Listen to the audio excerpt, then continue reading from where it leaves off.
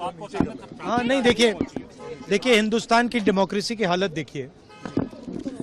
300 MPs election commission से मिलना चाहते हैं और कहते हैं कि हम डेलीगेशन लेके आएंगे, हम आपको एक डॉक्यूमेंट देना चाहते हैं। इलेक्शन कमीशन कहता है नहीं, 300 एमपीज नहीं आ सकते हैं।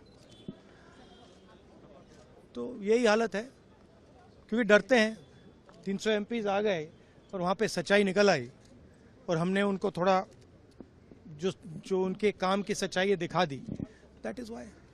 लेकिन आपको लगता है कि सर आपको ये जो लड़ाई है, मैं थोड़ा क्लियरली बोलना चाहता हूँ। देखिए, अब ये राजनीतिक लड़ाई से आगे निकल गई है, ठीक है।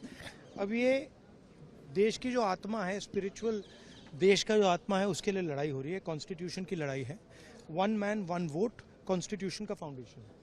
1 मैन 1 वोट के बिना कॉन्स्टिट्यूशन का कोई मतलब नहीं है। और हमने क्लियरली दिखाया है कर्नाटक में कि 1 मैन 1 वोट नहीं है। Multiple man multiple vote, 1 man multiple vote, सारा कुछ चल रहा है, ठीक है। तो ये अब लड़ाई पूरी की पूरी ऑपोजिशन लड़ रही है और हिंदुस्तान के जो युवा हैं उनको ये बात समझ आ गई है। तो अब इलेक्शन कमीशन को छुपना काफी मुश्किल हो जाएगा।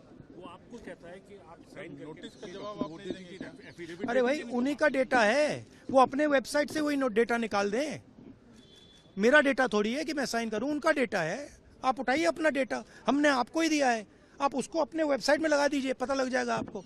मतलब डिस्ट्रैक्ट करने का काम है, ठीक है। और एक और बात, आप ये मत सोचिए कि सिर्फ बेंगलोर में हुआ है।